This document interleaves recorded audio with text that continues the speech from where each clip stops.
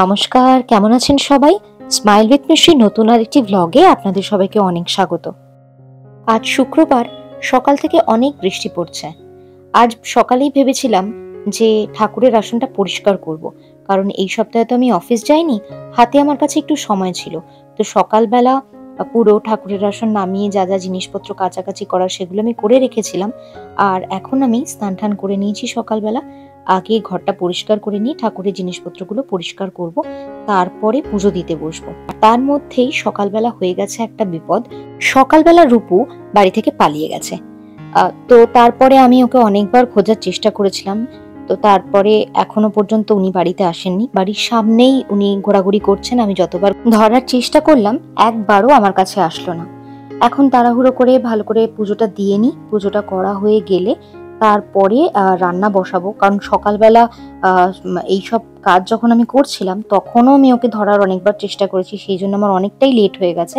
এখন প্রায় ঘড়িতে 2টো বাজে, আমার রান্না বান্না কিচ্ছু হয়নি এই চক্করে। তো তাই জন্য আমি আগে এখানটার কাজটা করে নিয়ে তারপরে আমি ওকে খুঁজতে বেরোবো।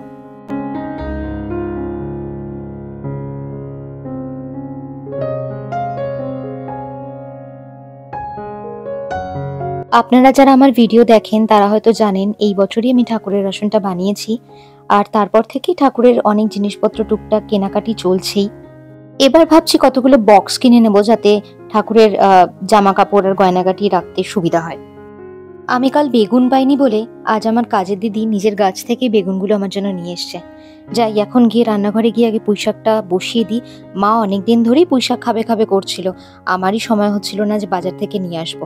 তাই সবজিগুলোকে আগে ভালো করে জলে ধুয়ে তেলে 5 ফোড়ন আর শুকনো লঙ্কা ফোড়ন দিয়ে সবজিগুলোকে ভালো করে ভেজে নিচ্ছি। ভেজে নিয়ে কাটা যে পুঁইশাকটা কালকে কেটে রেখেছিলাম ফ্রিজে আছে, ওইটাকে এখন কুচি কুচি করে কেটে নিয়েছি। কেটে নেওয়ার পরে এখন দিয়ে দেবো। দিয়ে এটাকে স্লো আঁচে দিয়ে তারপরে যাবো একটু রূপুকে খুঁজতে, দেখি যদি ওকে খুঁজে পাওয়া যায়।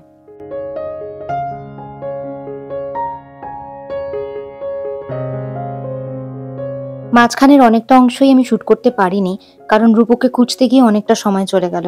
এই দেখুন, জানলার ওপার থেকে আমি দেখাচ্ছি, এই যে আমার বাড়ির উল্টো দিকে যে গাড়িটা দেখতে পাচ্ছেন, এই গাড়িটার ওখানটায় 4-5টা বিড়াল থাকে। উনি এখন তাদের সাথে খেলছেন, ওখানেই আছে। আমি অনেকবার ডাকার চেষ্টা করলাম, বারবার ওই কার্নিশে উঠে যাচ্ছে, আমার পক্ষে ওকে ধরা সম্ভব হচ্ছে না। তো বাড়িতে রাখা ছিল 2টো ইলিশ মাছের মাথা, ওই মাথা দুটোকে ভালো করে ভেজে তারপরে শাকের মধ্যে দিয়েছি তার সাথে একটুখানি আদা রসুনের পেস্ট, নালে মাছের মাথার গন্ধটা নালে যাবে না। এখন এটা ভালো করে হোক, তারপরে নুন মিষ্টি দেবো, আর নামানোর আগে একটুখানি গরম মশলা গুঁড়ো আর একটু ঘি দিয়ে নামিয়ে তরকারিটা নামিয়ে নেব। আশা করছি ভালো হবে। জানি না, ভালো করে আজকে মন দিয়ে করতে পারিনি। সারাক্ষণ ওর জন্যই চিন্তা হচ্ছে, কারণ বাইরে সকাল থেকে এত বৃষ্টি হয়েছে। ও খুব মনের সুখে আজকে ভালো করে বৃষ্টিতে ভিজেছে।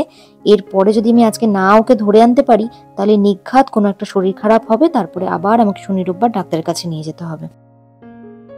কাল দুপুরবেলা একটু সবজিওয়ালার কাছ থেকে কটা মিষ্টি আমড়া কিনেছিলাম। তো এখন সেই আমড়াগুলোকে কেটে রেখেছিলাম সকালবেলা, ফ্রিজেই ছিল। এখন এগুলোকে একটুখানি মাখবো, তাই ভাবলাম কি দিয়ে মাখবো, একটু লঙ্কাটা বেটে নিই। মিক্সিটা তো খারাপ হয়ে গেছে, তাই এই বাটাটার মধ্যেই বাটছি। আর তারপরে একটুখানি কাসুন্দি দিয়ে আমড়াটাকে মাখবো, মেখে রাখি, দেখি এটাকে কখন খাওয়া যায়। আর এখন অলমোস্ট 4টে বেজে গেছে, আমি এখনো সিস্টেম অন করতে পারিনি, অফিসের টাইম হয়ে গেছে। তার মধ্যে রূপুকেও 2-3 বার গেলাম খুঁজতে, এখন তো এই পুরো চত্বরে নেই।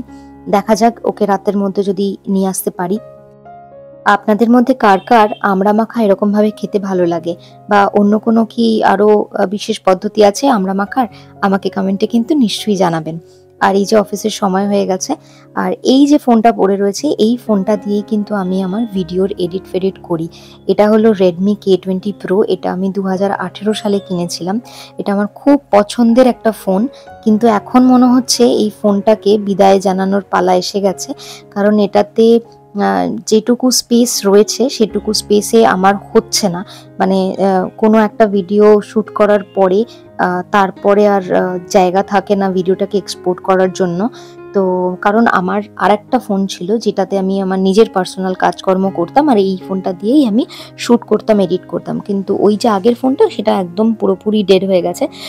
তো দেখা যাক এখন কি ব্যবস্থা আমি করতে পারি। আর বারবার আমি জানলায় উঁকি মারছি, দেখছি যে আমার ছেলেটা কখন আসবে। আর এই করতে করতেই 5:30 বেজে গেল। এখন শ্রেয়াংশু এসে গেছে। বাচ্চারা খুবই টায়ার্ড থাকে এই সময়, আসার পরেই ওর আবার টিউশন থাকে। তো ভিডিওটাকে আজকে এই পর্যন্তই রাখছি। দেখা হচ্ছে পরবর্তী একটি ভিডিওতে খুব তাড়াতাড়ি আপনাদের সাথে। ততক্ষণ ভালো থাকবেন, সুস্থ থাকবেন সবাই।